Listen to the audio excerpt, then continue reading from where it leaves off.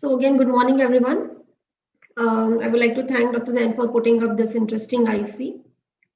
So my topic for today is fresh out of refractive fellowship and what is the way forward. So I'm sure this will be a quite a relatable topic for people who are into a refractive fellowship because they can just see what is waiting for them outside once they're done with the fellowship, and also for people who are planning to enroll into the fellowship, because if they have a fair idea about how the fellowship is going to take them forward after they are finished with it, then they can take an informed decision. So I have no financial interests. So I would like to begin by saying what is my opinion is that fellowships are a must. I think some of you will differ with this opinion, but what I feel is fellowships are a must because nowadays there's a lot of patient awareness. Many patients want to see a specialist doctors nowadays. Earlier, ophthalmology was considered like an end branch, but now, unfortunately, it is not so. So we don't want to cut a sorry figure when a patient comes to you and say that, okay, are you not a specialist? I want to get my treatment done from a specialist. So that's why my opinion is that fellowships are a must. So again, what kind of fellowship you do? What are the plus points that lure you towards the refractive fellowship? Is that uh, it is from the outside it looks very glamorous. Plus, the surgical it is not that surgically demanding as compared to the other fellowships. Plus, the overall duration, if we see, doesn't go max above 1.5 years. In contrast to the other subspecialties, which is at least minimum 2 to 3 years. So again, you say, okay, even if we have to do a fellowship, let me go for a refractive surgery fellowship. So because of peer pressure and all the competition around you, you do some search that which institute gives you a better option and all those things. You talk to your colleagues and you finally enroll for a refractive fellowship. So it's done, whatever was your training is completed, and here you are with a certified refractive surgery fellowship in your hand. But what next? So the mantra of success for this is to each his own, because refractive surgery is one kind of a subspecialty where you can't go by a set protocol. So it depends on what the different factors which we'll be discussing all throughout this IC. So taking into consideration all these factors, then you can take your own decision at the end of the after taking into consideration all the factors.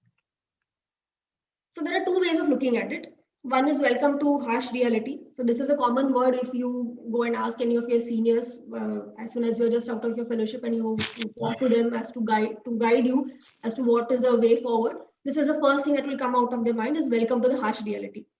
But don't worry, we can just take it in a positive way also, saying that now you are the boss. So whatever knowledge you have gained till now, it is now your call to apply it.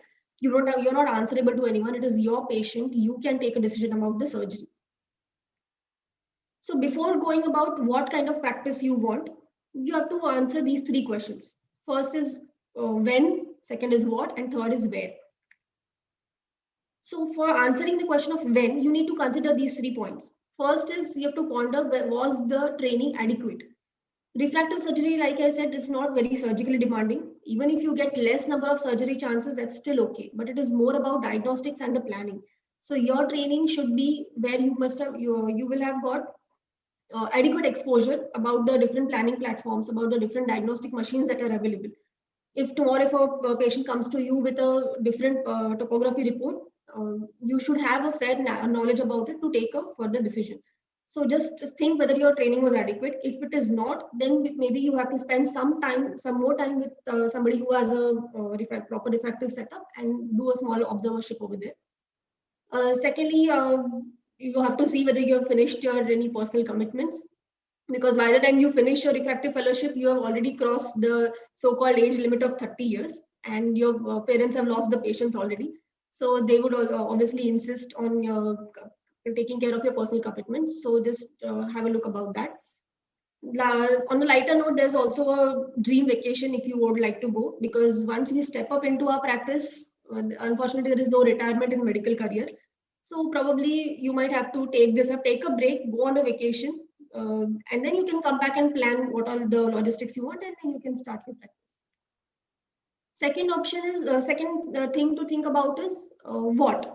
So what kind of practice you want, whether you want a group practice or you want a single surgeon practice.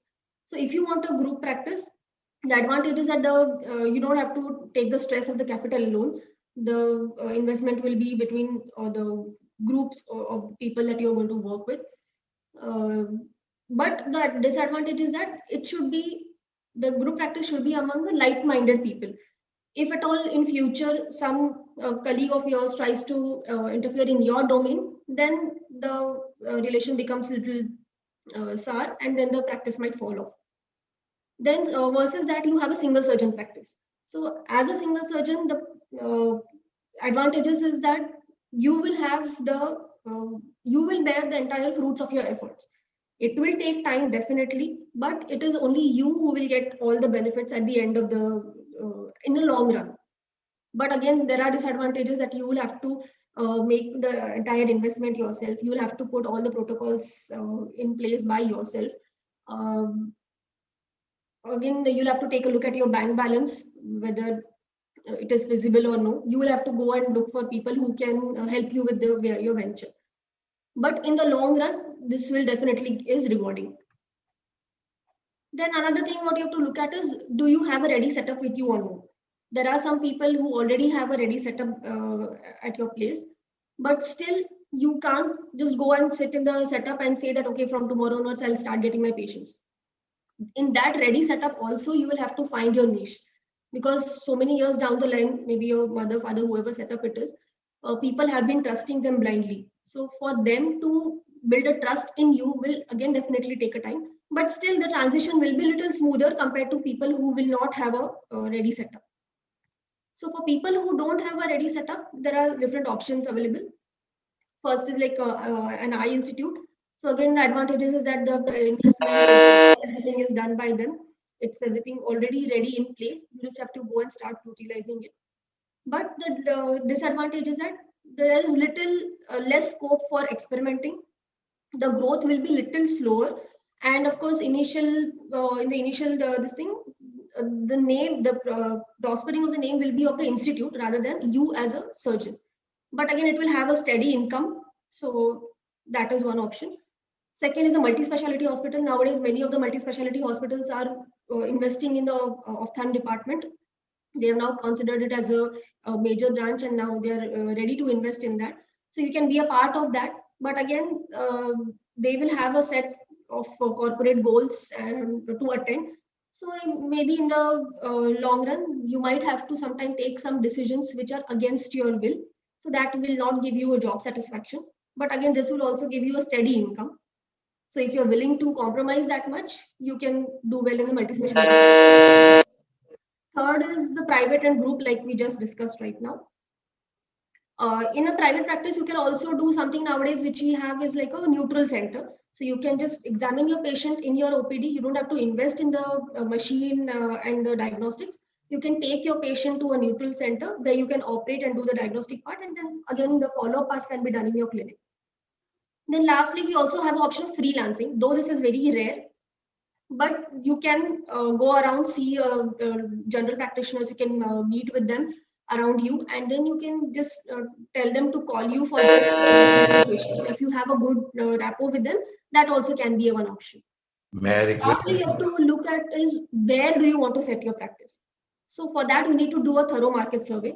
So if there are like well-established refractive centers in 5-10 kilometer radius of your clinic, then that may not do well. Also, you can't just go to a rural place and say, okay, there are no refractive surgeons here, I'll start my practice here. But that also won't work. Prajakta, you can sum up in 1 minute.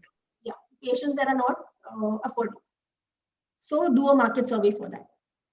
And lastly, I would like to say that keep yourself updated, because refractive surgery is a ever evolving branch. So you have to be abreast with all the current knowledge that is available. The refractive patients are young patients. They have a liberal access to social media, so they can either make you or break you. So you have to deal with them very carefully. And ultimately, even though so many things are there, but don't give up, dream big, aim high, and everything will automatically fall in place. Thank you.